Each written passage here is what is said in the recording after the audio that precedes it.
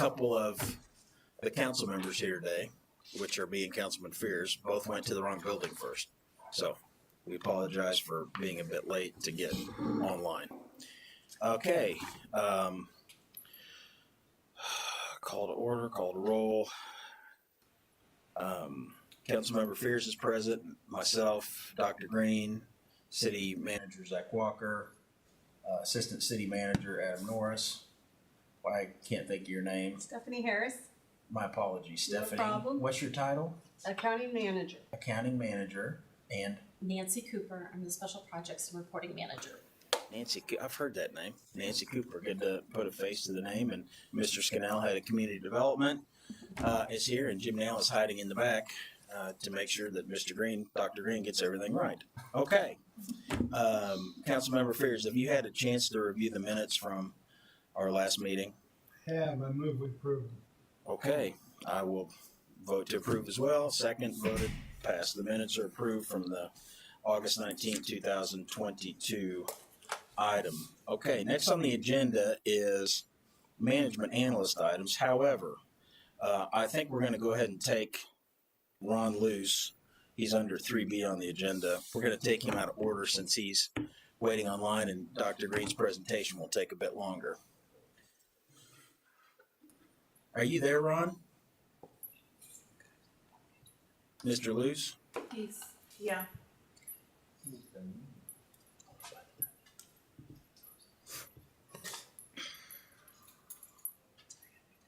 Did he take a break? We can go ahead and do some other things, but I was going to save yours, Mr. Green, till last so we could spend a little extra time on it if we needed to.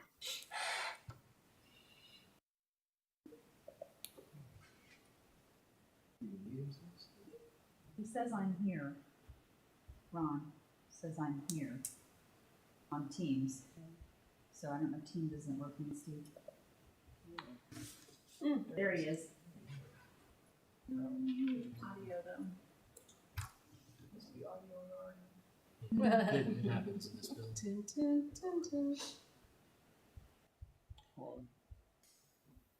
We're close. Can you hear us?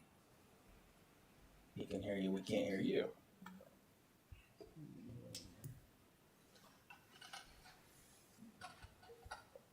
Is he muted?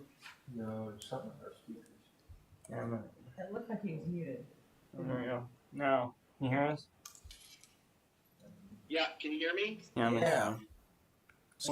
What about, I'm putting on speakers. What about now? No, nothing. Hang on, Ron. There we go. Now let's try it. Oh. No.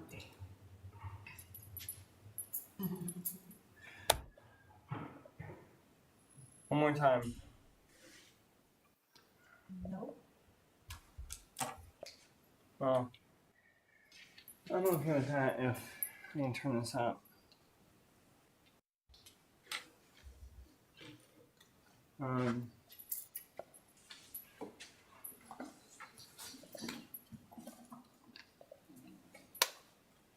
Who's doing the monthly financial presentation?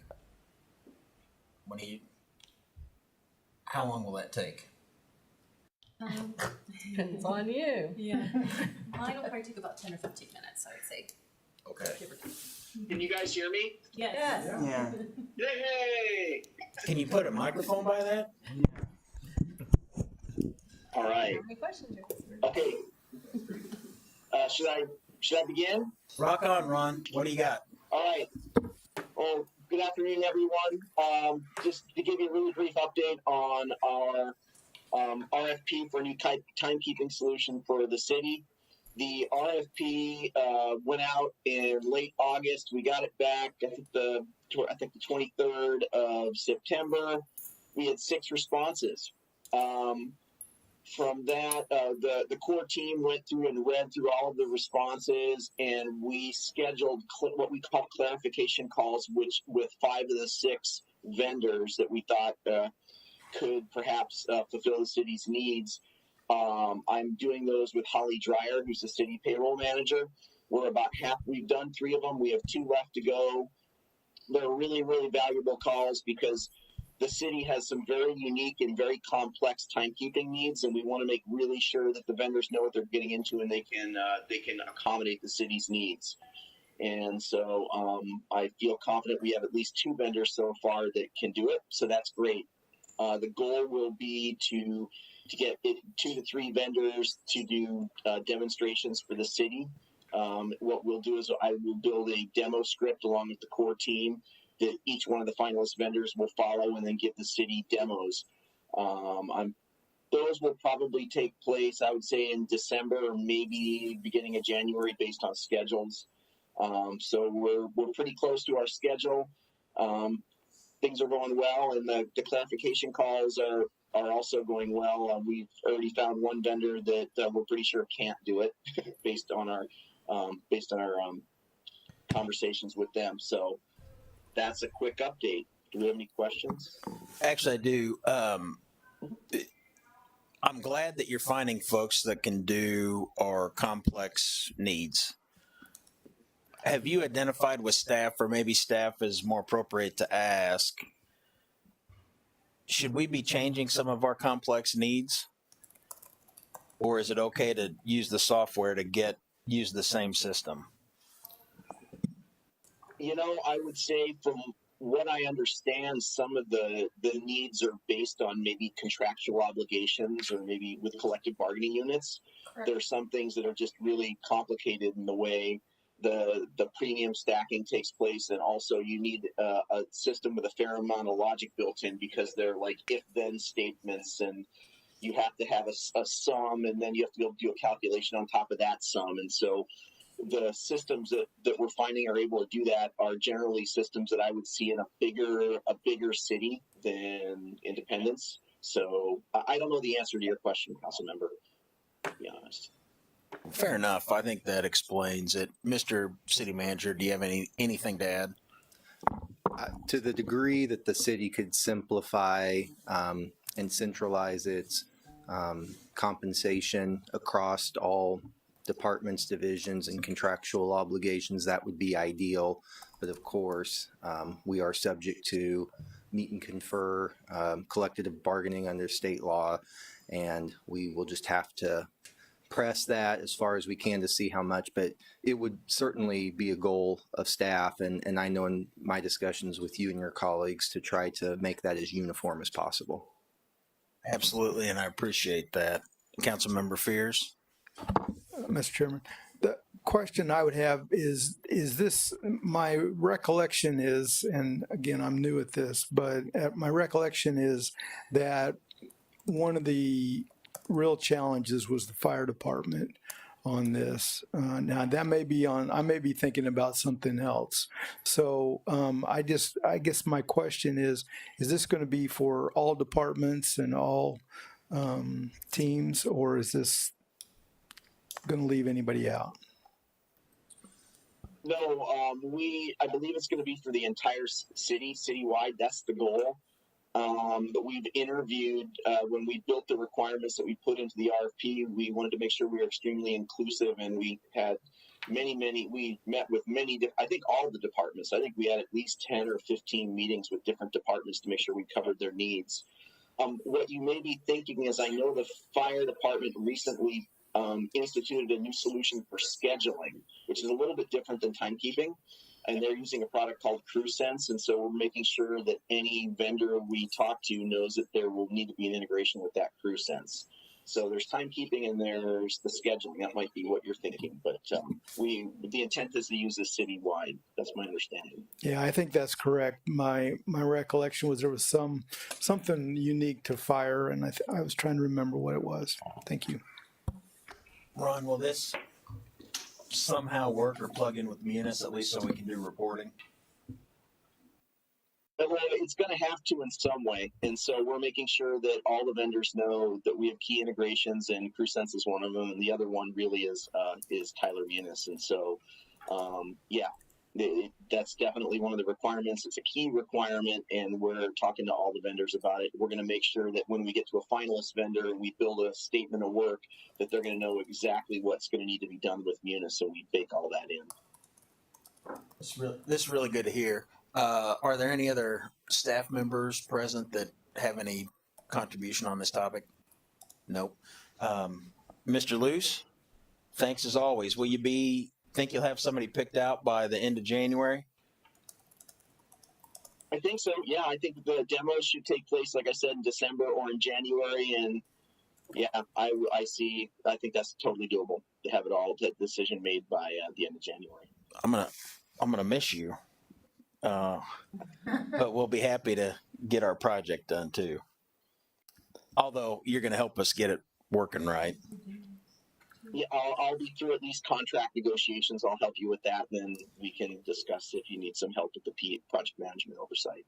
Yes. Thank you very much, Mr. Luce. All right. Thank you, council member. Thanks, everybody. All right.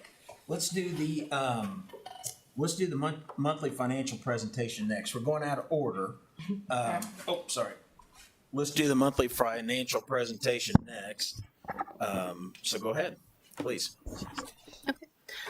Good afternoon, council members. I'm Nancy Cooper, the Special Projects and Reporting Manager in the Finance Department. And Stephanie Harris, our Accounting Manager, is with us here today. Our Director, Cindy Gray, is not able to be here, so I will present. And am I okay to present from here? Is that okay? Whatever you'd like. Okay. I've got lots of Absolutely, papers, you're fine. so probably Absolutely. easier for me to do from here if that's all right. Absolutely. Okay. In your packets, we distributed both the July and August financial statements, but we'll just go over the August ones today since they're the most recent.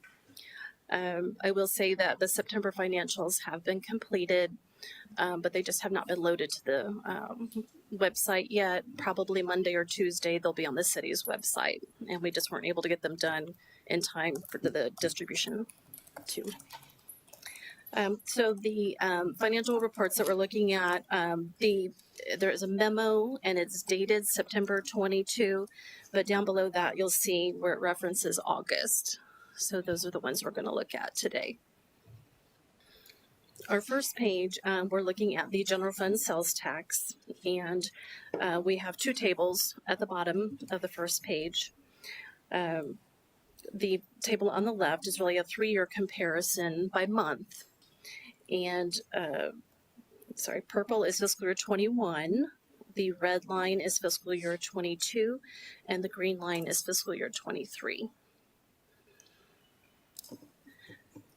And so the year-to-year comparison, and then we're looking at monthlies. So July sales tax was really up from the prior 2 years for the general fund, but then August we're just spot on exactly where we were the past 2 years for August.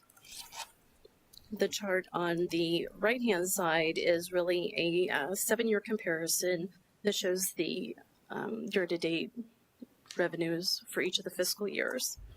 And really we can see from 2019 to 2021, there's not a whole lot of growth that happened there in the sales tax, but in fiscal year 22, we did have a little bit of a bump up. And then for current fiscal year 23, right now we're at $3.9 million on the general fund sales tax through August 31st. Okay, we will move on to the second page, which is for the city's use tax. And just a reminder that at the beginning of the year, this one is split 50-50 between the animal shelter and the police. It's split 50-50 until the animal shelter reaches $782,000 for their cap. And then after that, it will go 100% to police until police reaches their cap of $4.1 million. The chart there in the middle is really for the August. It shows the August amount of $293,000 being split 50-50 between animal and police. And then the year-to-date collections, about $718,000 for each. We have two charts at the bottom that will show monthly the split that's happening. So for July and August, we have the 50-50 split between the two. I will say that in September, we did meet the cap of the $782,000 for animal. And so we're in that second phase where it's going to then go 100% to police until they reach their cap. After the police reaches their cap, it will waterfall over to the general fund and the 5 sales tax funds for streets, parks, stormwater, police, and fire. I really wouldn't expect that probably happen until spring once they reach their cap, and then we start seeing those other funds having revenues as well. The chart on the lower right is a monthly comparison for the 3 years. When we reach February, it will actually be a 4-year comparison because that's when the sales tax started coming in. So yellow is fiscal 21, red is fiscal 22, and green is fiscal 23. And same as on the sales tax, the use tax was higher quite a bit in July. August, it's a little bit back down, a little bit closer to normal, but still higher than the past 2 years. We will move on to the next page, which is for transient guest tax. The transient guest tax is collected on hotel stays, and those funds are used for a tourism fund within the Parks Department. We have another 3-year chart with green being current fiscal year 23, red is last year fiscal year 22, and the purple is fiscal year 21. We really can see that in fiscal year 21, the impact that the pandemic had upon travel and less hotel stays, and so therefore the tax coming in was less. Last year, fiscal year 22, the red line, we really rebounded and got back up to normal, actually a little bit above where we had been in previous years.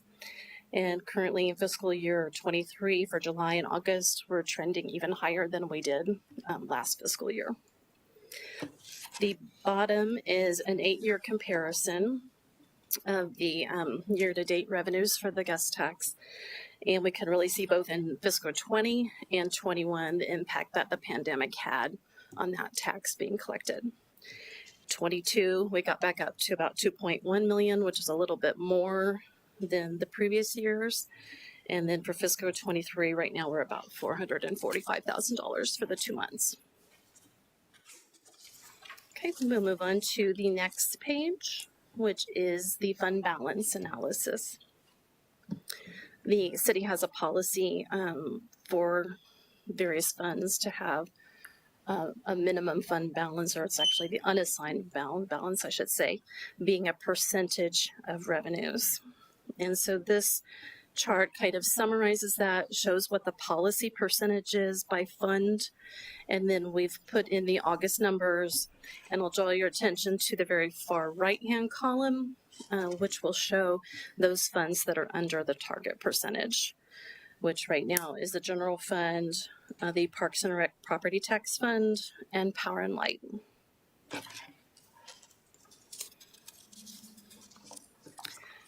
And then we'll go into our next page, which is just an analysis for the general fund and the 3 utility funds.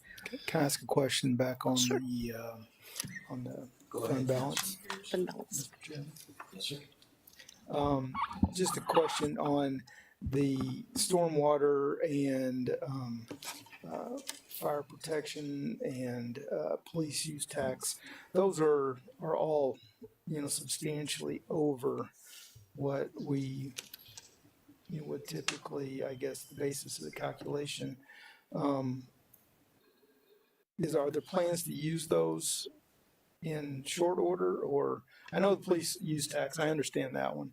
I know where we're at on that one, but on the other ones, just kind of, are there budget amounts we just haven't spent yet, or I'm just curious.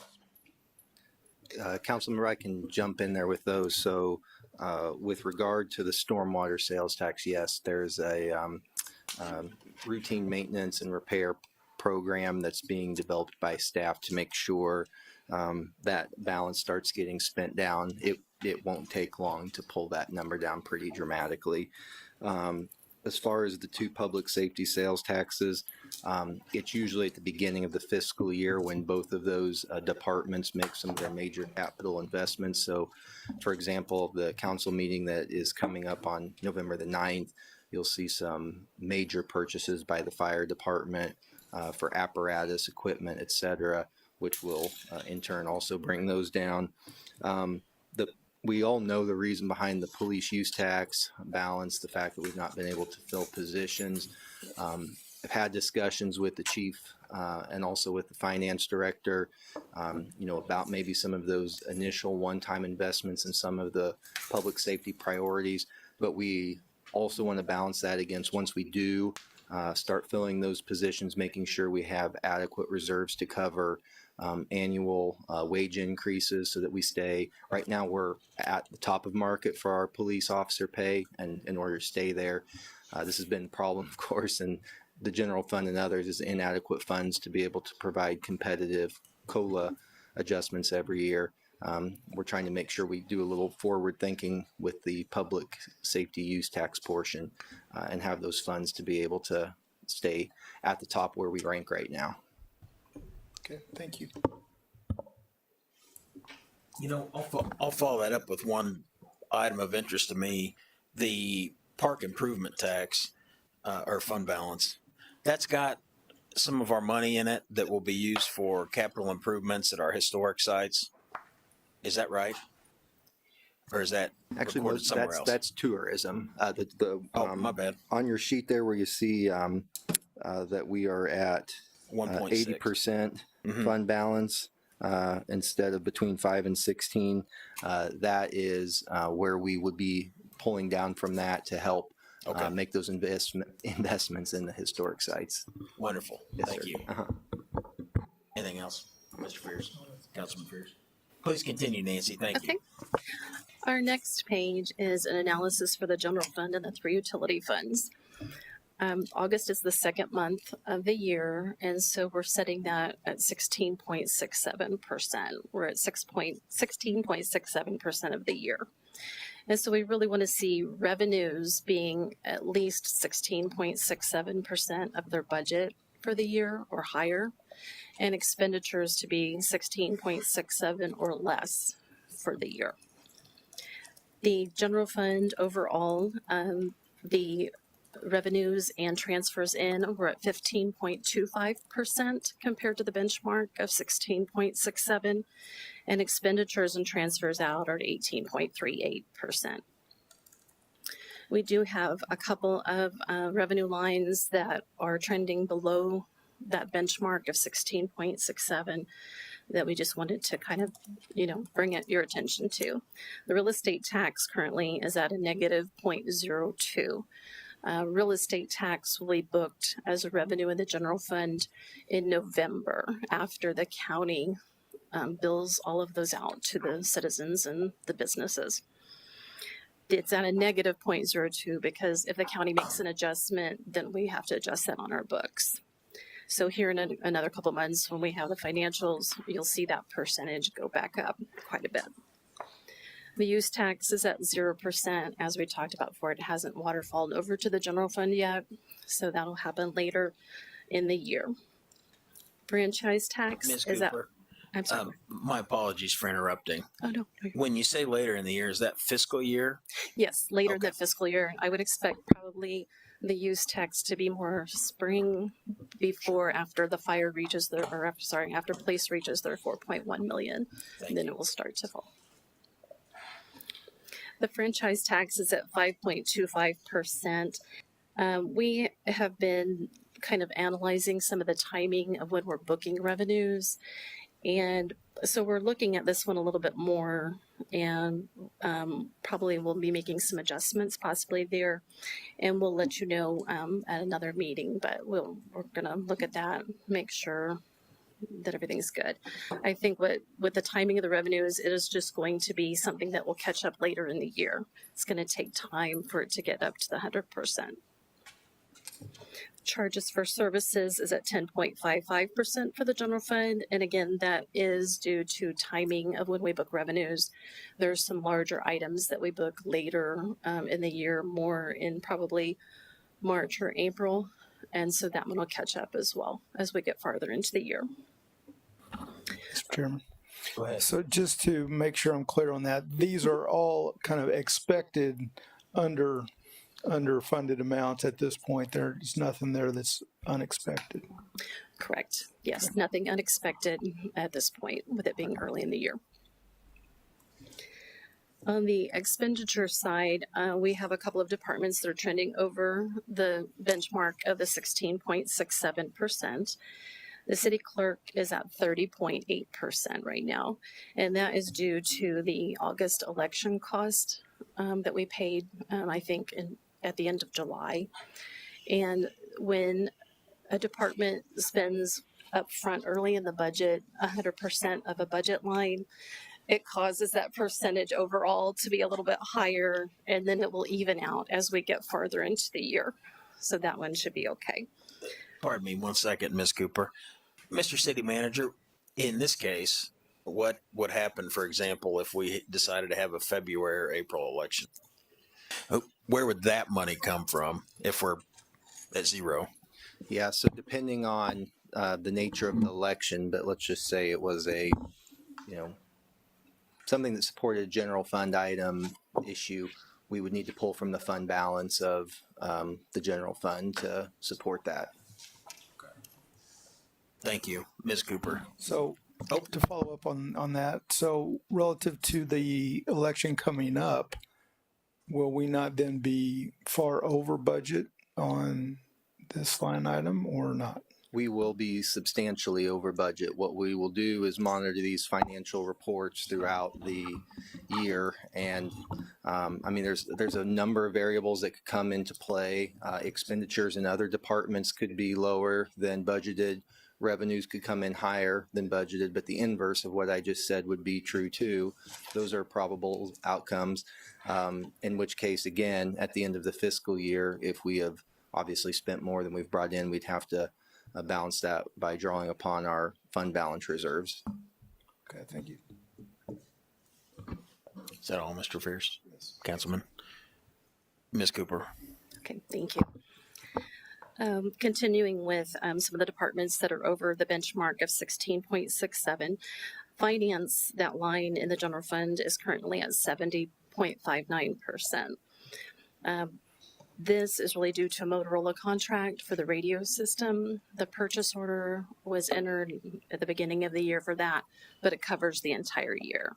So again, same situation where it makes that number look really high at the beginning, and it'll just take time for it to even itself out. Community development is 27.93%. Same situation at the beginning of the year, entering encumbrances that cover the full year. So that one should even out as we get farther in the year as well. Fire is at 19.76%, and this is due to overtime and minimum staffing expenditures. On the three utilities, there's nothing really standing out at this point in the year. We're using that same benchmark of 16.67%. Power and lights revenues are at 24.89%, expenditures at 23.01%. Water's revenues 19.87%, and expenditures 12.09%. Sanitary sewers revenues are at 17.28%, and expenditures at 7.65%. After this page, there are the individual fund statements for each fund, and then the last couple pages of the report are the travel report, budget by department, and how much has been spent. This concludes what we had to present, and we would want to open it up to any questions that you would have on the reports. Councilmember Fears? I think the only question I would have is relative to the fire department. This is probably a question for the city manager.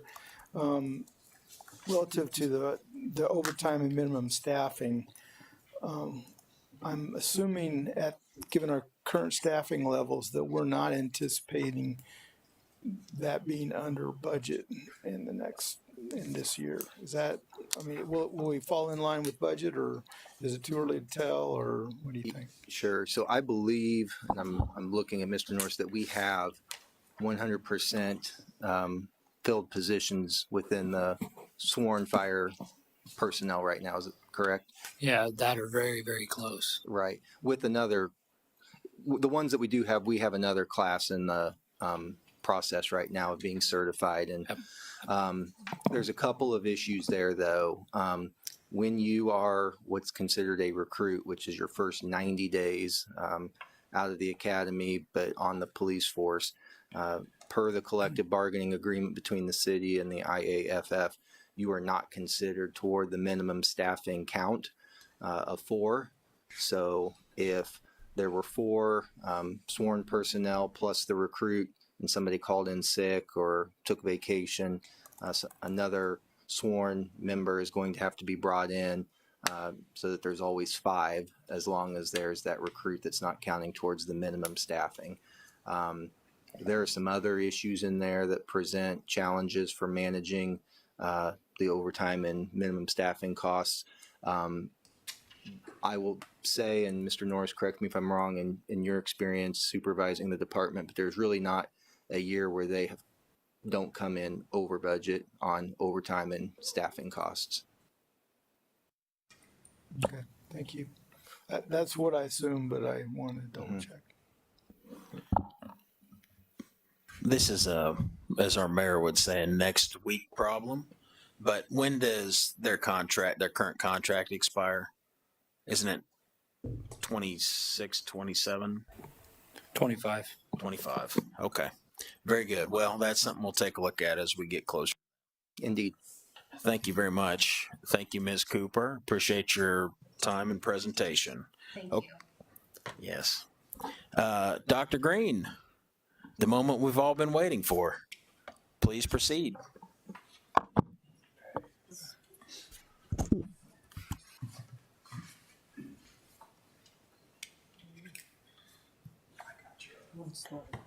PowerPoint, I think, and the okay. Nope. I'm pretending like you're carrying.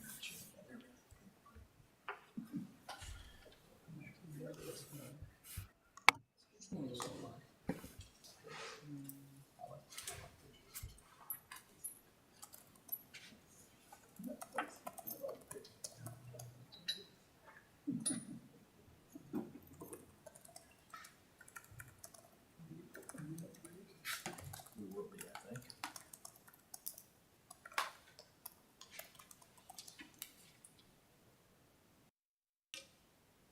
Sorry, it looks like the projector went to sleep on us.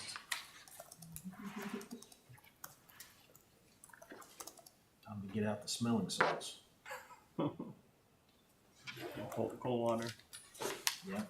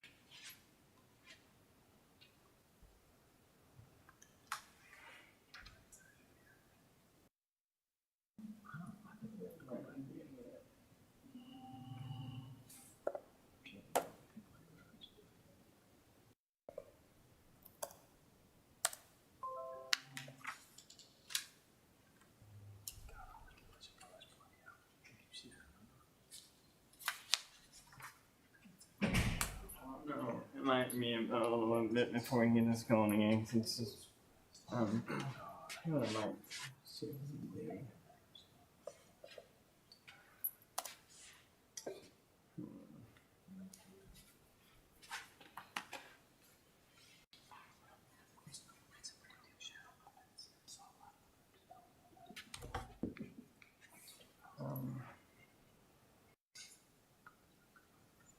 There's no good way to fix this besides shutting it all down again, and it might take me a few minutes. You have the presentation. You have the presentation. Absolutely. We can do it without the PowerPoint. Yeah. So, the audit in finance, let me back up just a little bit here. I just didn't know if it was just gonna be Penny and Holly, or if I'm guessing it's gonna be. All right, so in, let's see, April or May of this year, I was given the direction to start a look at the Independence Power and Light and see how our electric rates in Independence compared to several other municipal cities, how we compare to those similar cities in the Missouri area or just in the region area. And then also look at two investor-owned utilities as well and see how Independence actually did or fared in regards to those. So that's going to be discussed here. The other thing is just looking at the financial aspects, just looking at the information for the last 10 years and seeing if there's anything out there that stood out. So I'm going to cover that as well. So the audit objectives is number one, to review the financial performance of IPL in the last 10 years, and then review and compare the electric rates of IPL to other city-owned, investor-owned electric companies in the immediate region. The methodology that I used in this case was look at 5 city-owned, power-owned utilities, and then I looked at 2 investor-owned electric companies. I'm going to identify those later. Research online and collected technical data that pertains to electric rates and the financial performance of IPL and other utilities. Again, this was searching online. Engage in formal and informal communication with all city-owned and investor-owned electric company personnel to acquire data. To formulate a plan to compile and tabulate and analyze the electric rates received from city-owned and investor-owned electric companies, and utilizing a weighted method of analysis to compare data from all selected organizations. And that weighted method is essentially just be able to bring those city-owned and investor-owned utilities so that we can compare those evenly with IPNL. And I'll discuss that a little bit more as we go along. So for the financial findings, when I looked at, again, the last 10 years, what we're finding is that IPNL contributed between 36 to 47% of the city operating revenues and between 34 to 41% of the city operating expenditures. Operating revenues exceeded operational expenditures, generating a net positive income. The net positive capped out at $27.8 million in fiscal year 2019. And you will find actually on that slide, you'll see how expenditures and revenue and also net income actually fared for 10 years. So during that period. And again, 2019 is the fiscal year where it actually maxed out.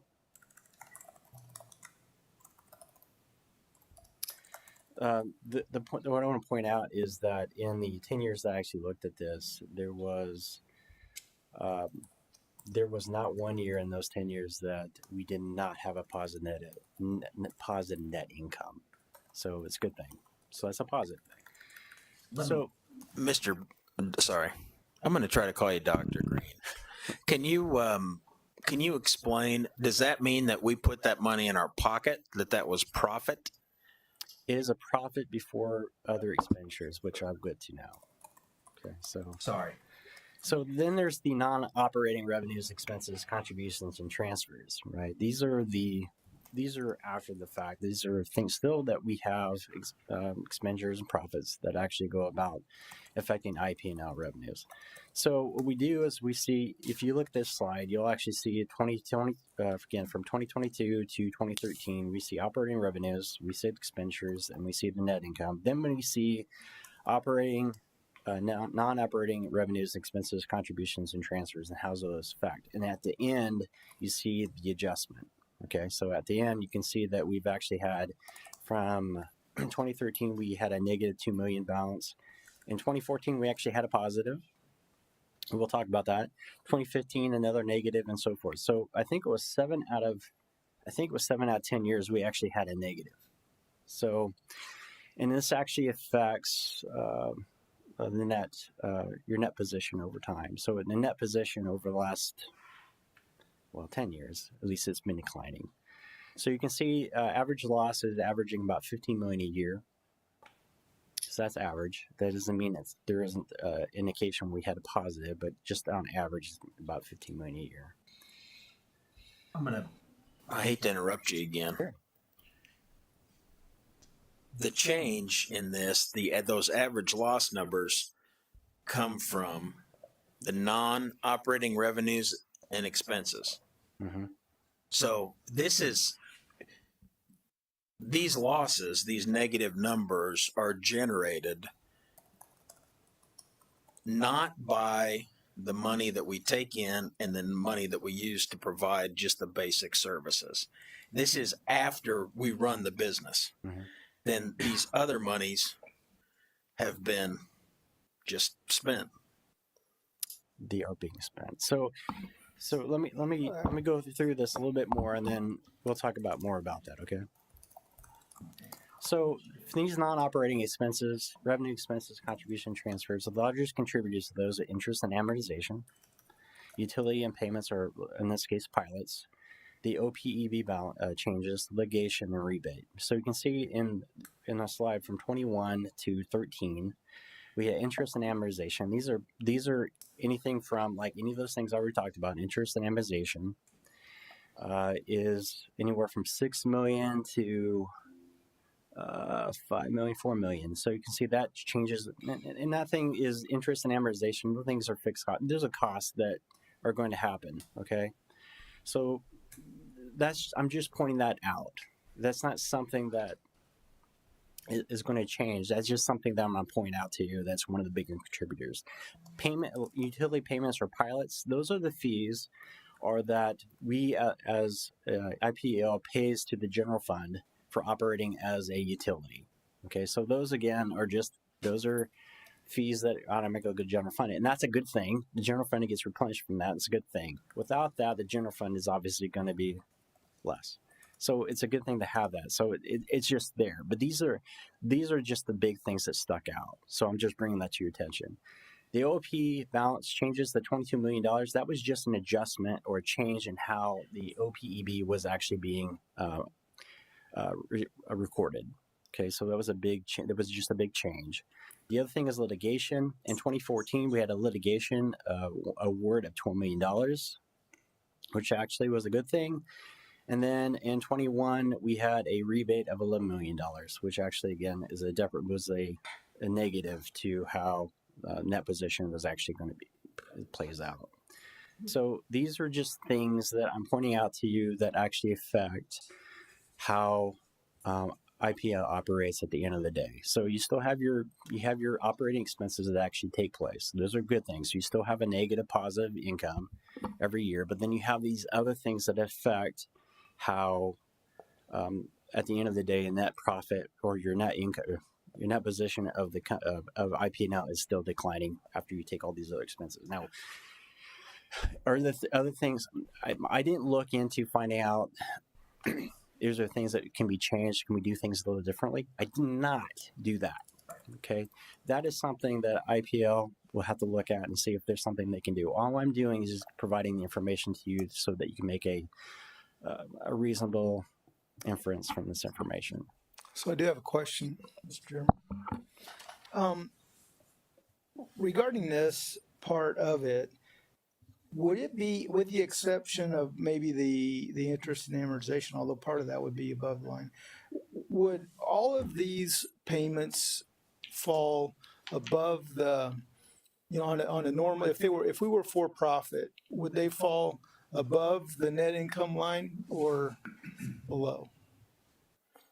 I mean, I'm trying to, is that a legitimate question? I mean, I'm just thinking, because here, payments in lieu of taxes and other things fall kind of after net income. Mm-hmm. But if you were, for Spire, for example, wouldn't those payments be before net income? I mean, the fees we're getting, I would think they would be. So just to kind of create an apples to apples comparison in my mind, I'm just trying to think through what a the differences might be, and that may not be I mean, I know we didn't ask that question, but I'm just trying to understand it in my mind. It seems reasonable, but that's again, I couldn't answer your question right But now. that's It's something fine. I have to get back That's to you on. fine. I mean, bottom line is, at the end of the day, we are, $15 million, in the hole every year on the average is kind of bottom line. We're seeing that a revenue adjustment. We'll see. We have a decline. I think I had in my report. I actually indicated how much the decline was, although I can't remember right now. But the other things if you look at the financial findings on the slide, it says a decline in net position. We started that slightly above $150 million of net position. Maybe it was around 160. And our net position right now happens to be just slightly above $100 million. So you can see we're roughly about around $50 million decline since 2013. Yeah, since 2013. Factors that other additional factors that contribute to that is back in 2019, there was an approval for a 6% decrease in rates. We had.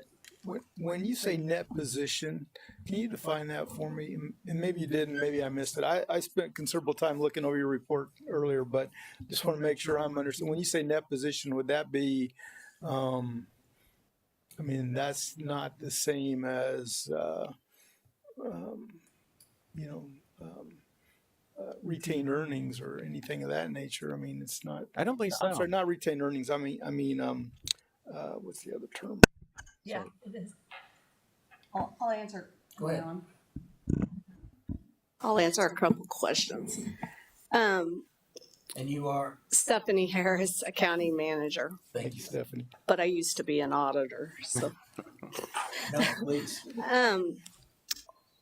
when these financial statements are ultimately published in what we call the ACFR format, once these are called proprietary funds or enterprise funds. So in effect, they are reported the same as a for-profit financial FASB, if you want to say Financial Accounting Standards Board, as opposed to GASB, which we are governmental. Once we get to that level of financial statement, all the adjustments basically related to accounting standards are made to our financials to then turn them into something that can be compared to a for-profit financial based instead of not-for-profit non-financial based financial statement. So that's that answer. The second answer on net position, yes. In effect, again, different goals for different entities, but retained earnings is in effect net position for a governmental fund.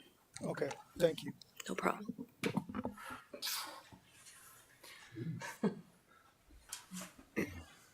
Accounting comparison 101.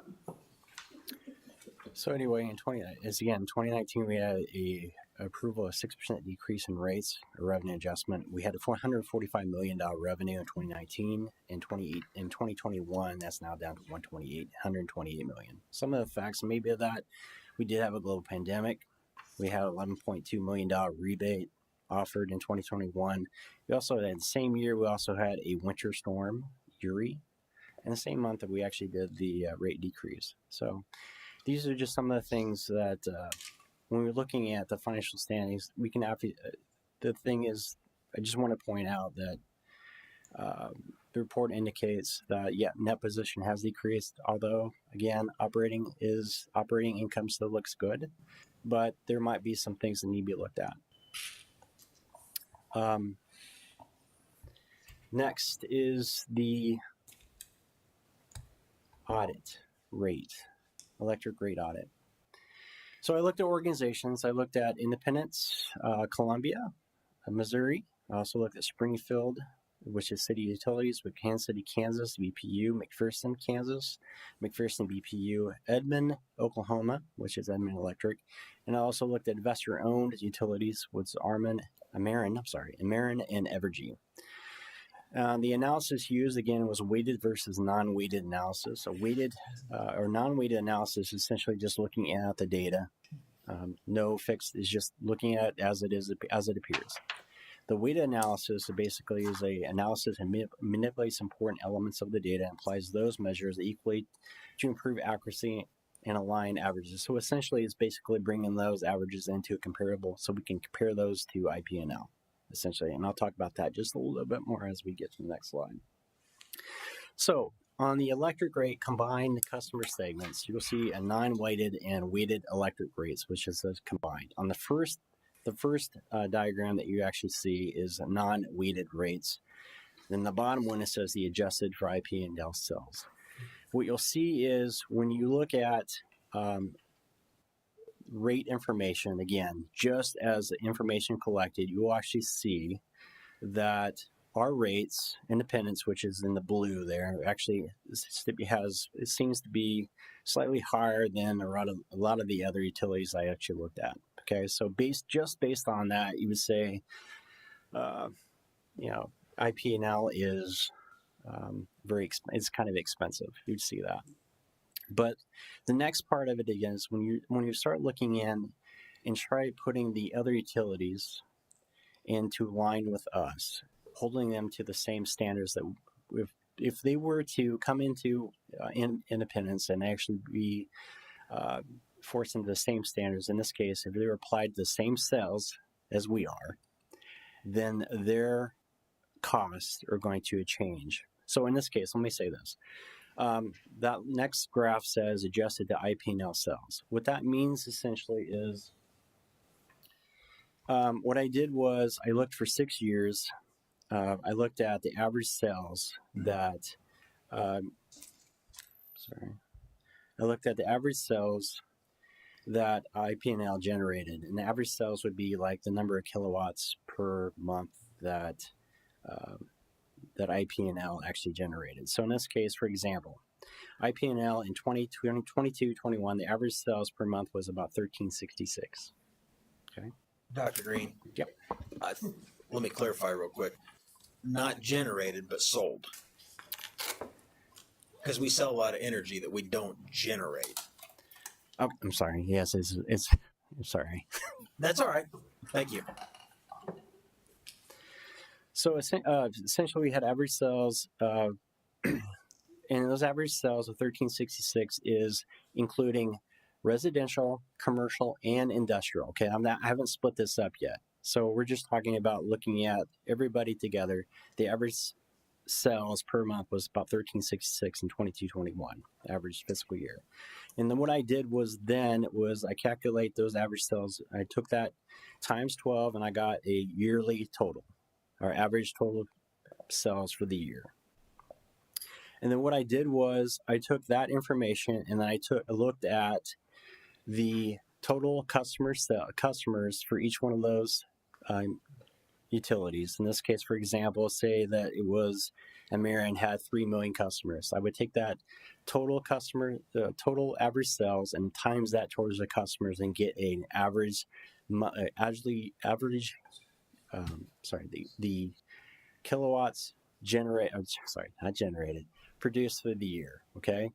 And what I did then was I took their revenue, I didn't change their revenue, and applied that new calculation of average sales to get the percentage that you see down below. So basically, I'm taking their average revenue and adjusting their kilowatts sold their kilowatts produced, and generate it to what IPL, if they were to generate the same amount of sales, and then how am I going to say this? I was on a tangent. So essentially, say for example, if Ameren had $7 billion in sales, the new generated average kilowatts sold for the year was 55 billion. And then what I did was I took this revenue divided by their revenue sold, and I got their kilowatts per kilowatt. Okay. So, and that new calculation of kilowatts was because now everybody has the same amount of sales that IPL generated. Okay, so everybody is being now. If everybody was still at the same sales, so for 22, 21, everybody had the same sales figures of 1366, the same as IP&L. Okay, and you'll see there that IP&L actually came in second to last, almost second to last than everybody else when the sales information was adjusted. So just based on that, you can see that IP&L, just on the sales, just based on all average sales, IP&L was lower. It came into the bottom third out of all utilities. And that's the same for each one of those 6 years, just based on all sales. So if they were to apply, again, it is the taking the sales and applying the same sales each year to the other utilities. So it's just trying to match everybody up to the same, everybody's on the same playing field instead of having different discrepancies, instead of having different information. So again, it's just trying to bring things more into line so it makes more sense. So then the next part is when you'll start looking at, I know you brought this up last time we had a meeting and you wanted me to separate things into residential, commercial, and industrial. And it's really kind of important actually to see how that is affected. So if you look at the next slide, you'll see that there's a non-weighted versus a weighted electric rates for residential, commercial, and industrial. You'll see the non-weighted data. Again, this is data just if you extracted it from the website or information given, you'll see how IP&L relates to all the other utilities. Then on the other side, you'll see when I start actually applying the same set of standards to each one of those utilities. And those standards are applying the same residential mix. So in this case, Independence has a customer base of residential of 91.53% or 93% in 22-21. Commercial of 8.46% of the customers, and 1 to less than 1% of our customers are industrial. So what I ended up doing, there was a couple different things in order to get these figures. First of all, the first is making an adjustment of revenues. For 22 and 21, revenues totals, if I looked at revenue totals for IP&L, revenues came in at 56% for residential, 40% for commercial, and 3% industrial. So I applied those same standards to the revenues for each one of the other utilities. Then what I did was I applied the same customer count. So if they had 3 million customers, I broke their customers up into the 91.53, 8.46, and 1%. So their customer counts would actually be equal to the 91, 8, and 1%. And then I actually I changed the average sales for IP&L. Essentially, it is taking the sales for residential, commercial, and industrial. So average sales for residential in 22-21 was 809 kilowatts per month.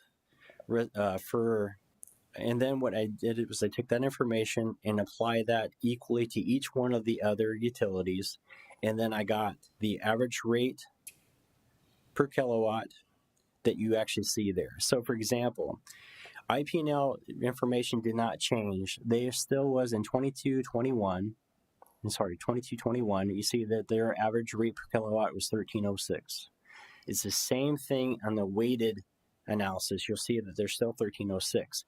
But when all the other measures were applied to the other utilities, you can see the adjustment for each one of the other utilities.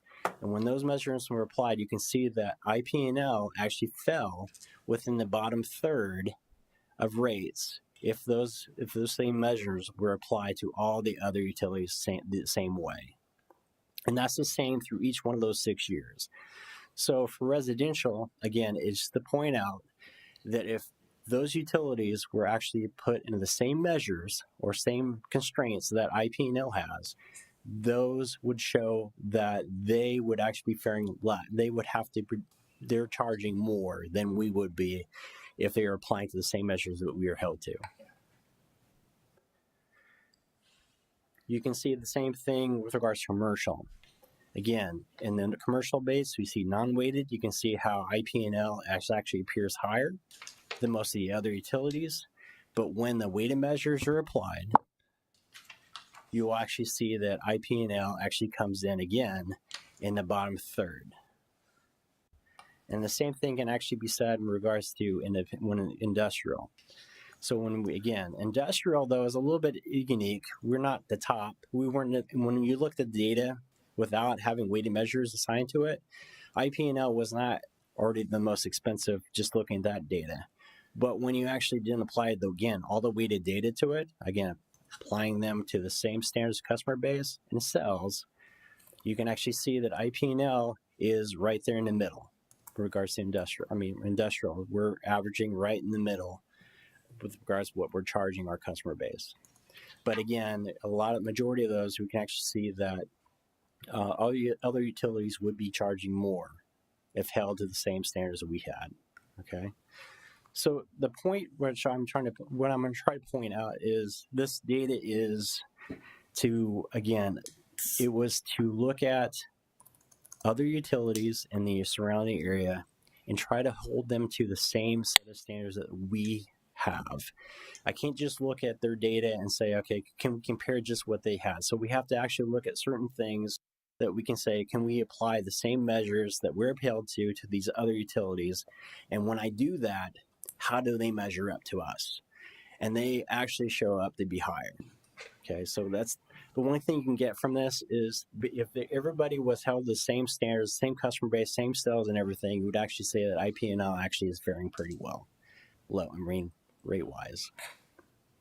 Okay, so just to recap, again, financial, we had a 10-year positive net operating income. For 10 years, we had positive net operating income. Our non-operating revenue expenses, we have a $15 million decline year, average decline. We had a $57 million net position decrease. That's what I was looking for. Recent events that affect profitability, such as rate decrease, pandemic, weather. We had legacy equipment. We have the rebate, and customer demand sometimes can affect that as well. Electric rates, when compared with weighted measurement, IPL is among the lowest electric providers when applying equal measures. So I will take the questions and try to do my best answering those. There is a lot more in that report. This is just a summation of it. I'll try to do my best. This is the first time. No, that you're doing great. I'm just want to make sure I understand some pieces. And so let's start on the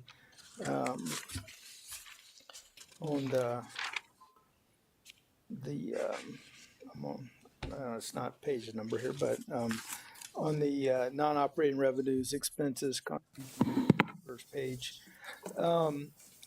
Is it fair to say then that, and looking at the declining net position, would it be fair to say had at the time councils not given a rebate or reduced the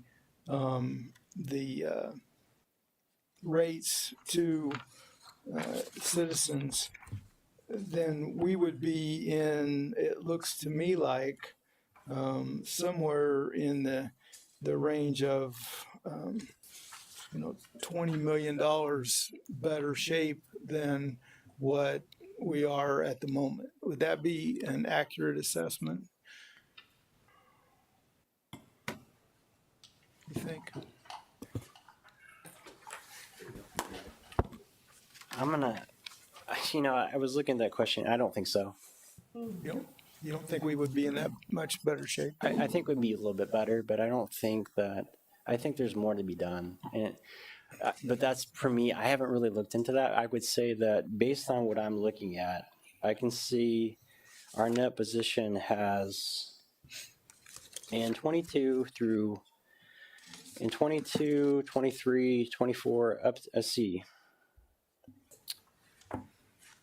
Well, what I was basing that on was the rebate of about 11 million. Mm-hmm. And then I was just kind of ballparking the 6%, how much impact that had on us every year.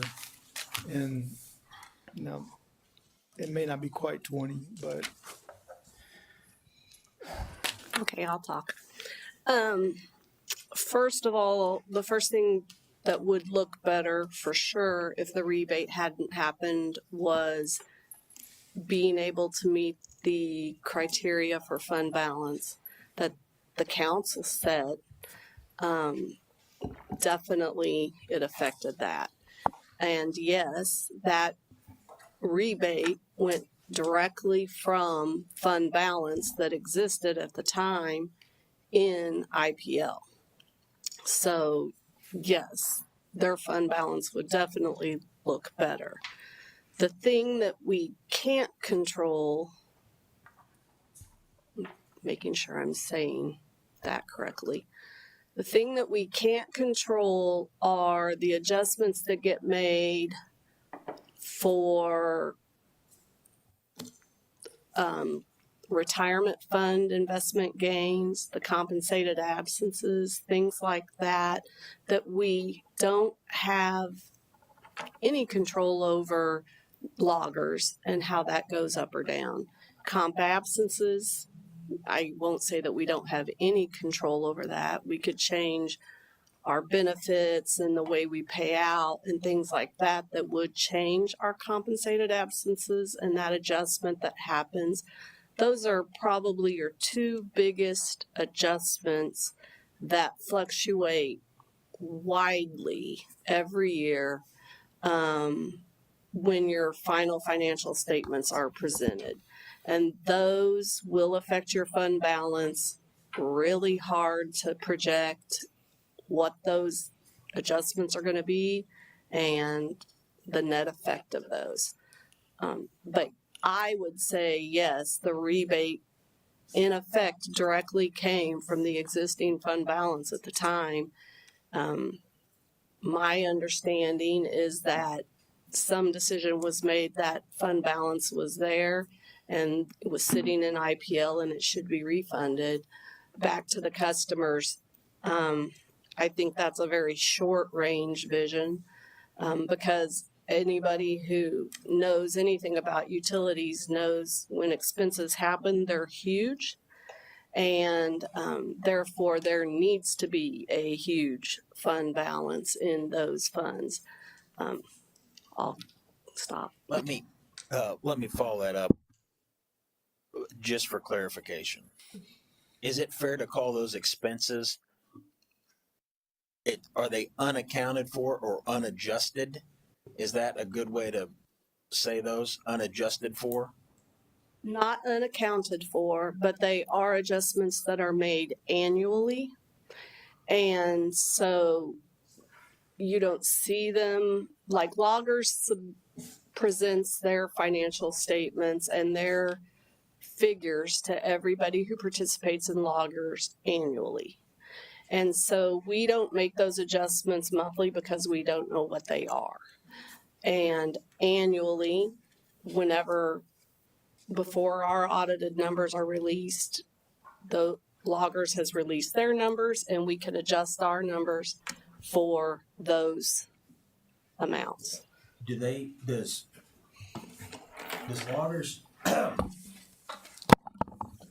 Does Loggers release, you probably just said it I was thinking, quarterly or do they only do annually? So there's nothing we can do to improve upon that.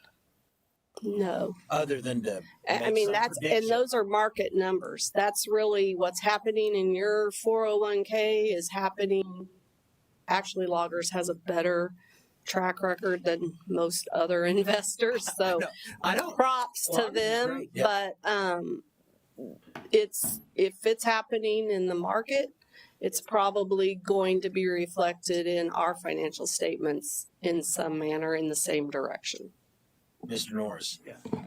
I think one of the questions that you had asked Councilmember Fears was about in addition to the rebate, was the impact of the rate reduction, correct? That's, is that right? That's correct. Okay, that's about 6 to 7 million a year is what that equates to. So, Okay, so simplify things if at all possible. Maybe you can do that, Mr. Walker, Mr. Norris. At the end of the year, when we get these unadjusted expenses, and then we have to adjust for them, what do we do as a business, as the utility? What have we been doing, or what do we do with IPL? Do we adjust rates? Do we make any changes at all? Do we just absorb the cost? What have we been doing? well, I think by and large, we're either, drawing on the fund balance, and we're also, as I think we talked about this during our budget presentation earlier this summer, we are balancing our budget on the CIP, on the level of investment into our system. Explain that like I'm five, Mr. Norris. So if we have a baseline of expenses we have to cover, right? Right. We either, and if our revenues do not match those, we either take that from the fund balance, which continues to erode, or we cut our capital improvement projects to cover those expenses, which, as I said before, is not a healthy way to manage a utility. Well, right, because if you don't take care of your stuff, that's a basic rule of life. If you don't change your oil in your car, it's going to break.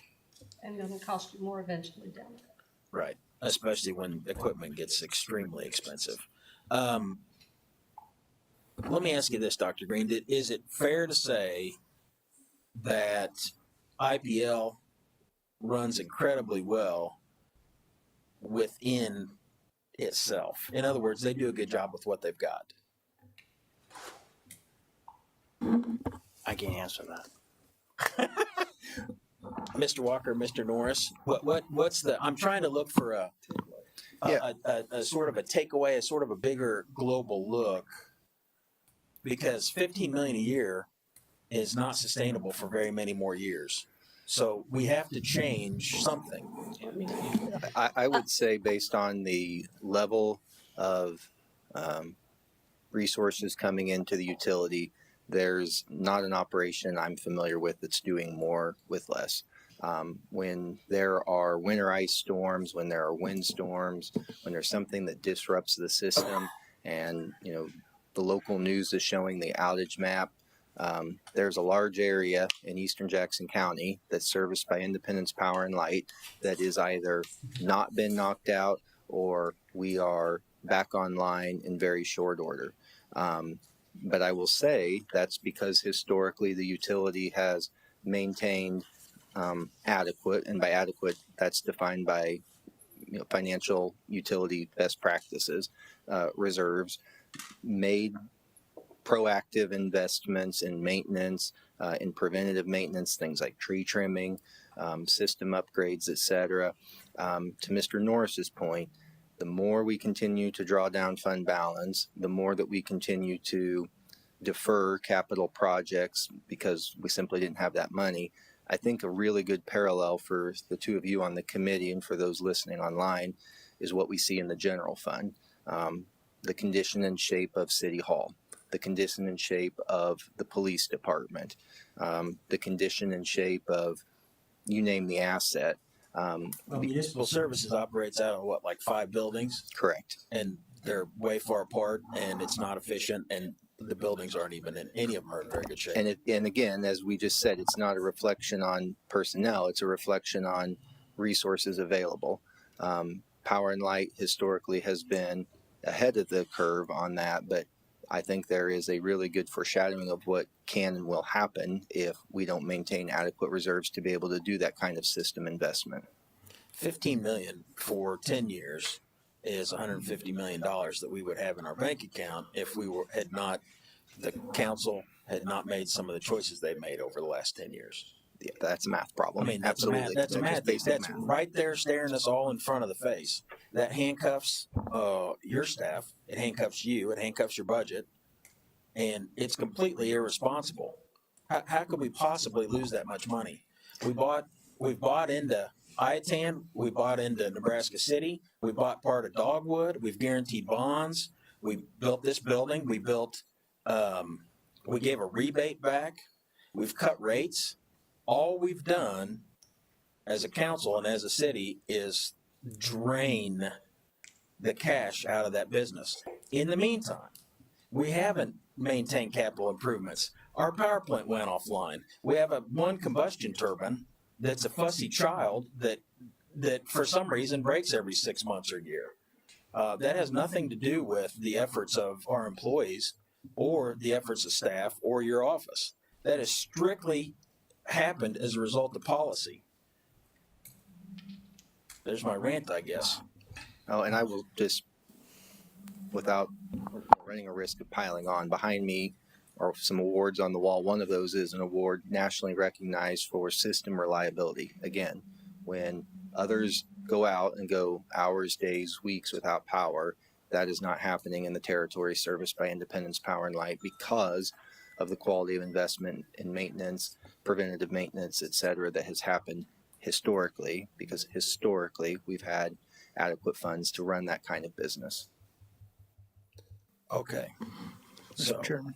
please, Mr. Fierce. I'd like to go couple back to the points. report. Sorry, a couple points of clarification.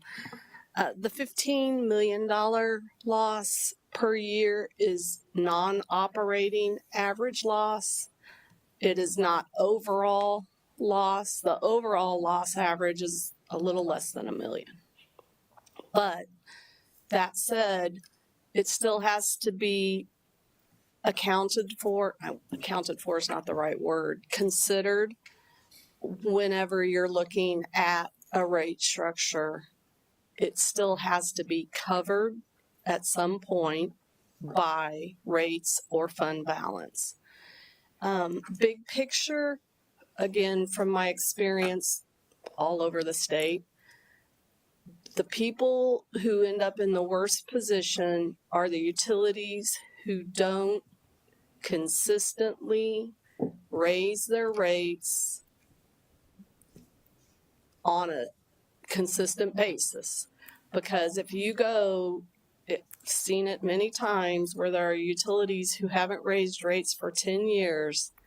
When you go back to your constituents and you try to raise rates as much as they need raised at that point, because you are so far behind the 8 ball, it's almost impossible and very painful.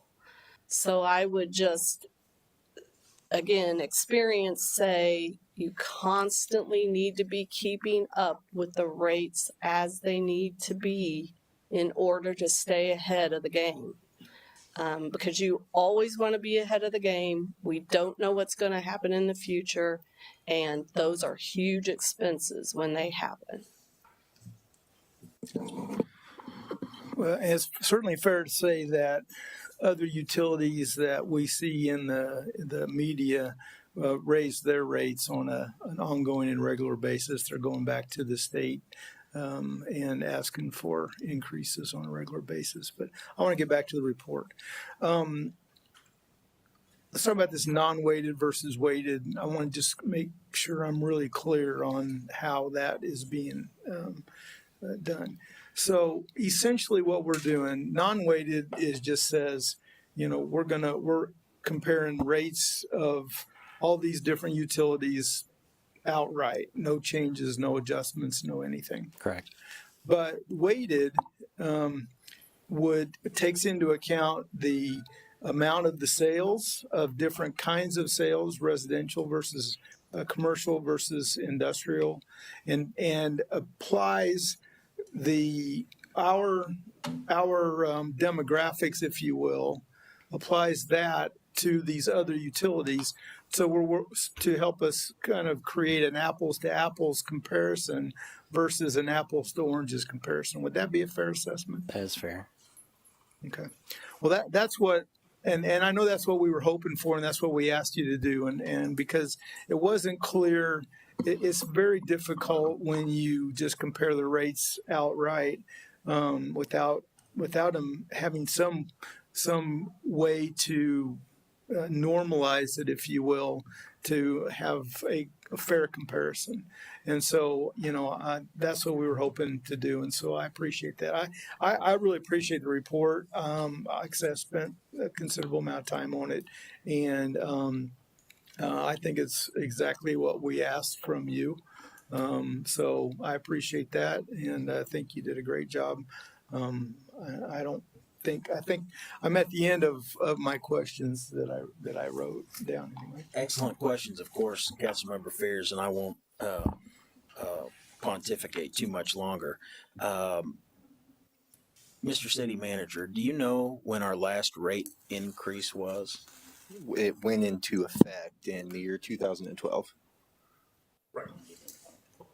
2012, we had a rate increase. Do you remember how much it was? Around 5%. I believe, and this predates my time coming to the city, but there was a 5-year increase passed. So the rate increase was passed to stagger over a period of 5 years and phased in over a 5-year window. Okay. So just to make sure, so we had a rate increase in 2012, 10 years ago, and we had a rate reduction between then and now. That's that was correct. Like 2019 or something, right? 19 or 20, yes, sir. Okay. All right. And that's the only changes we've made to our rates in that time frame. Yes, sir. Okay, thank you. Now, Mr. Walker, as pointed out in the appendix on the notes from IPL, the pilot has been 9.08% since the early 80s. Can you very, very briefly explain the pilot? Private sector businesses pay taxes to the city, usually a percentage of the gross amount of their earnings each year. So Costco writes us a check. Will come in and say how much they made or how much they estimate their gross income to be, and they'll cut us a check, right? With Independence Power and Light, they make a different kind of payment. It's called a payment in lieu of taxes, which is the acronym PILOT. The city has set a fixed percentage amount where we take their earnings and multiply it by 9.08%, and that is the amount that is paid to the general fund in order for the right and privilege to operate within the city of Independence. So regarding that, is that 9.08%, do you know, and or Dr. Green, do you know, how does that compare to other, I know we didn't ask you to do that, so I'm not expecting you to, but I just wondered if you know. I believe in the past when it has been compared to other municipally owned or publicly owned utilities, it's either at the high end or within the ballpark. I believe in previous benchmarkings that have been done for the council or the Public Utility Advisory Board that there was only one other entity that I'm aware of that had a higher payment in lieu of taxes. But do we know what, for example, what Evergy might pay, or a public utility might? Not I know we have provided those in the past, and not in your tenure, sir. So I don't mean that, but we would be able to pull those old reports back up and show that benchmarking analysis of where we rank with neighboring and regional municipalities. Yeah, I'd be helped to see that at some point. Yeah, I will ask the electric utility director to get that called back up, and we'll get that out to you and your peers. Thank you. Dr. Green, following up on one other part of your report, correct me on these numbers, please. 93% of our IPL sales go to residential. 93% of our of retail sales are residential. Okay. And so if for last year, so if we lump in industrial and commercial, that's 7% because we got to be at 100%. Yeah. Okay. So 93% of our customers are generating, did you say 54? 56, 53? It was a 50-ish number of revenue. Excuse me, just 1 second. Sure.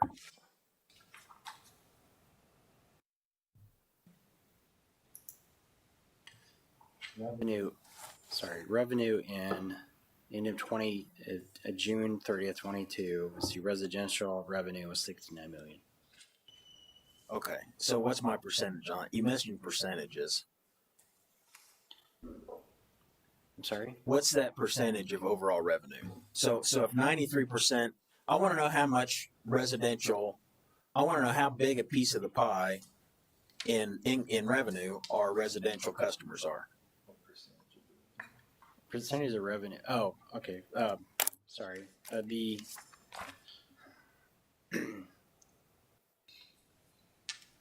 was 56%. Thank you. 56%. So that means the remaining, so 93% of our customers are more expensive and create less revenue than 7% of our customers. It seems to me that there's this is a business plan problem. I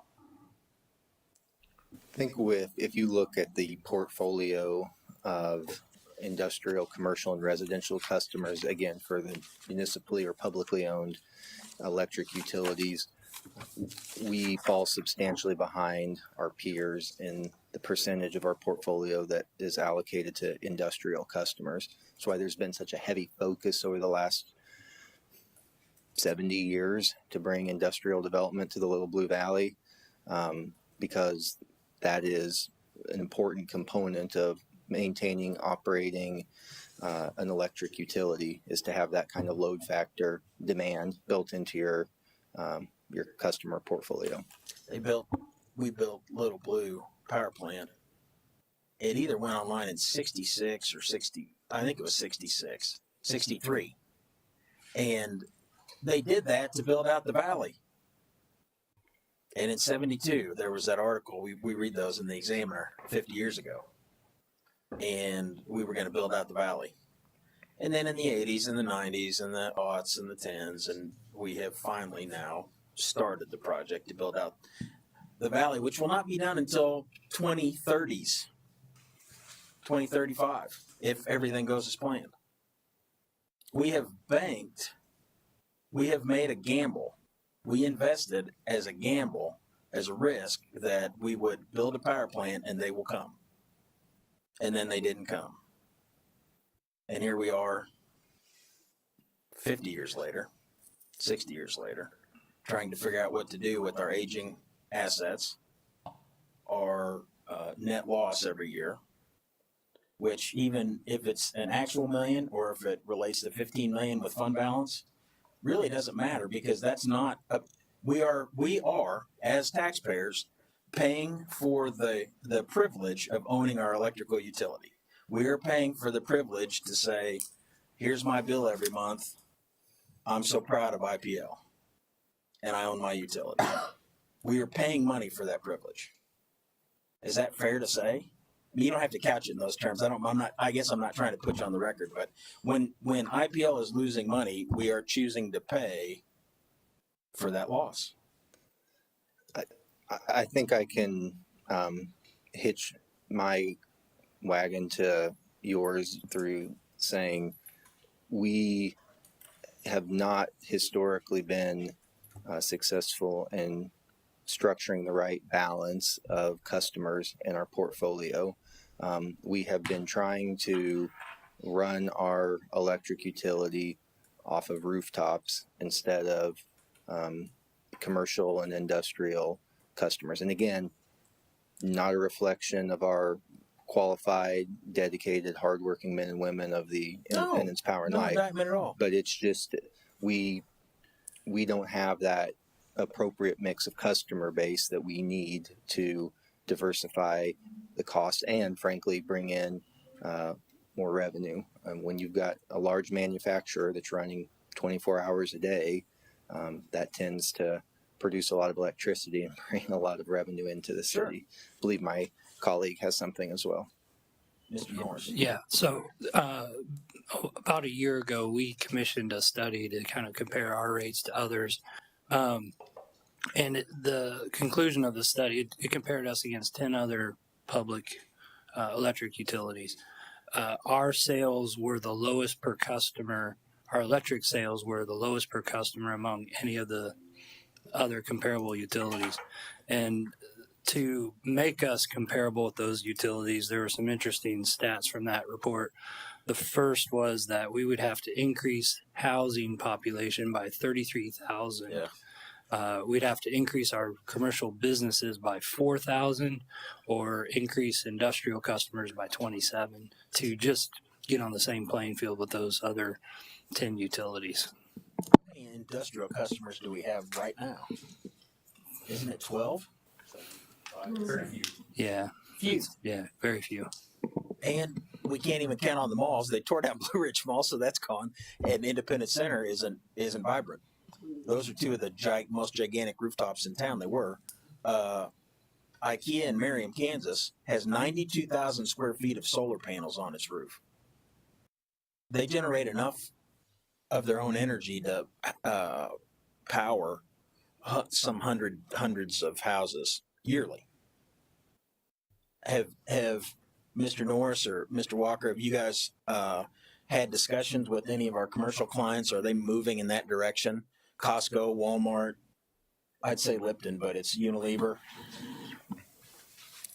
I will say that there's been just what and Director Nail does a good job of keeping Mr. Norris and I up to date.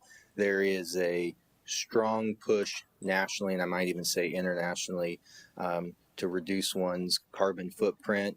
Now, there's some gamesmanship that's played with that, but I will say, yes, that is the industry trend, is to try to reduce the amount that's coming from natural resources and instead go more towards solar or even wind, other technology. Maybe that's not as far along, but yes, that is a very strong industry trend. I'm trying to, couple things. Dr. Green, you knocked it out of the park with this. I appreciate that. It's really great that you gathered all the data you did. I appreciate that you got feedback from the relevant directors and staff inside of Mr. Walker's office, and I couldn't be more happy with the report that you did. Spectacular job, especially on your first go-around. This is not a simple calculation, and it's not simple to understand by any stretch. So thank you. Does anybody have anything else on this report? No. Okay. I think we have a TIF presentation. Is that what you've been waiting for, Mr. Scannell? Sure is. My goodness. I didn't read down for it. That's what I get. Oh, well, I'm glad you could join us for this amount of time.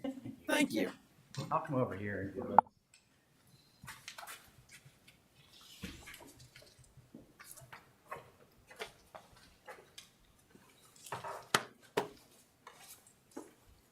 So, Lord.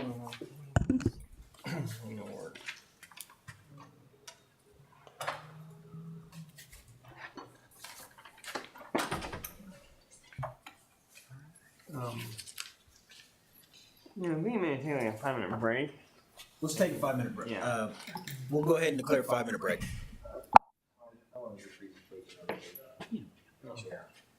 Oh, because we have council at 5. Oh. Only Well. bummer is getting it on the projector might. Yeah, no, that's. Should we set this over? Well, And make- statutory requirements, don't you, for this? When's the next meeting? It's like, it'll be in January. Oh, yeah, we gotta do this before the end of the year. So that squeeze this in. Can you do it without the projector? Let's do it. Just run through your notes? Yep. Wing it. Is there a statutory requirement it has to be PowerPoint? Nope. Okay. Can I close this? Yeah. Okay. They didn't have PowerPoint with those stats. I know. Doesn't this come to council too? Say that again. This satisfies the requirement. It does. Okay.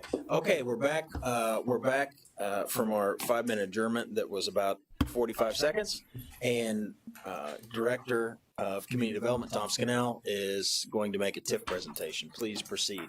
Thank you, council members. So this is the 5-year TIF review. This year we are reviewing the I-70 and Little Blue Parkway, and as well as the 23rd and Nolan TIFs. So purpose of the 5-year TIF summary is once a TIF plan is approved, every 5 years that TIF must go through a review to make sure that it's making progress towards what the TIF plan said. So we have the I-70 Little Blue Parkway TIF. The map that I have shows this TIF is located at I-70 and Little Blue Parkway. It goes back to the west along I-70, picks up the event center as well as Crackerneck Center and the falls of Crackerneck Creek. This project was broken up into this TIF plan was broken up into four projects. Project 1 being where the Menards is located, Project 2 being the event center, Project 3 being Crackerneck Center, and Project 4 being the balance of the falls of Crackerneck. Essentially what they did is they activated projects 1 and 3, so that is the Menards development, and the Crackerneck Center development. So Crackerneck Center is where main event is located, the Menards development, Menards, Quick Trip, and all those commercial businesses out there. The purpose of this TIF is to generate funds to pay down the obligations for project areas 2 and project area 4. This TIF was approved in 2012. Was approved for the maximum life that a TIF can be approved for, 23 years. Collects 50% of the EATS, that's the sales tax, and 50% of the PILOTs, or the payments in lieu of taxes. The objectives of this TIF plan: cure blight, expand the tax base, and also to encourage the orderly development within the city. A little bit about this project: covers approximately 386 acres. As I mentioned before, there's 4 project areas. Projects 1 and 3 are the 2 that we are focusing on. Project 1 is about 50 acres. That includes the Menards development. Project 3 is the Crackerneck Center development, main event, Slim Chickens. Next, Pizza Ranch. Pizza Ranch, that is correct. So kind of focusing on how these TIFs have done. So project area 1, several businesses have opened since 2015. When Quick Trip first opened, Menards came and opened in 2016, Dairy Queen Lion's Choice 2018, Black Bear Diner 2019, Wendy's 2020, Dutch Brothers under construction. Project Area 3 started in 2014 with Green Lantern Car Wash, that's now O'Charlie's. Main event in Slim Chickens followed in 2015, followed by Old Chicago in 2016. So as you can see, that TIF project has made some progress. Moving on to the 23rd and Nolan TIF. This is 3 of the 4 corners at Nolan and 23rd Street. So you have the former gas station there, you have the Complete Auto Care, as well as the Quick Trip. This project covers 6.8 acres in total. This was broken up into 2 projects. Project 1 is where the Quick Trip now stands. That demolished a blighted building and built the Quick Trip. It also installed necessary infrastructure for that development. Project 2, which is where the Complete Car Care is located, that is on the north side of 23rd. That removed a blighted billboard and allowed that business to expand and make some facade improvements.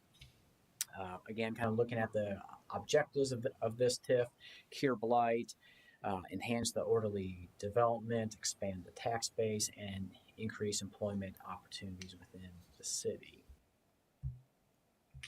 This TIF was approved in 2012 for 23 years. It captures 50% of the EATs and 100% of the pilots. As far as the status of this this TIF goes, again, there's 2 project areas. Quick Trip built, operational, and Complete Auto Care was also completed. That was in 2016. So both of these have kind of met their objectives. This one, as I mentioned, it was approved in 2012.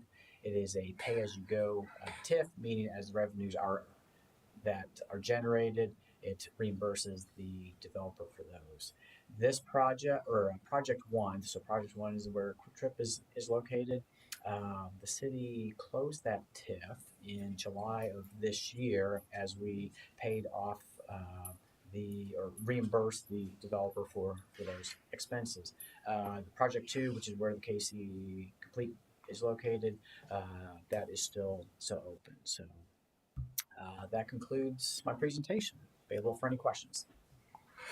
All I can say is I apologize I would have gotten you out of here earlier, Mr. Scannell, so my apologies. I appreciate the update personally on the 2 TIFs one that did well and one that's doing well. Yes. So that's good news. Thank you. Thank you. Mr. Fierce, Councilman Fierce. All right. Okay, we've got a couple more things. I'm going to go very fast. PFM presentation. Can someone say in 3 words what that is? Going to be the report, the annual audit summary. Single audit report. No, wrong. No, PFM is the investment. Oh, that's right. The big detailed investment review. Wonderful. Scheduling our next meeting. Is everybody good with Wednesday, the last Wednesday in January? I don't know that date. I don't have it in front of me. Wow, that seems like a long time. It is a long time. January 25th. Is everybody okay with that date? This is rewarding the finance department for doing a good job, being a good boy, and getting their Munis implemented and getting great reports available online. And it's just been really great, and we appreciate it all. Mr. Green, I've sent you some notes on your list, next projects. I will get with Councilmember Fears. You're welcome to reach out to Mr. Fears and Mr. Perkins, Mr. Walker. You and I will get together and we'll whittle down a list that makes sense for the next meeting. Sound good? Yes. Thank you all very, very much for a longer than I had planned meeting. I appreciate it. Thank you. Meeting's adjourned at 4:53 p.m.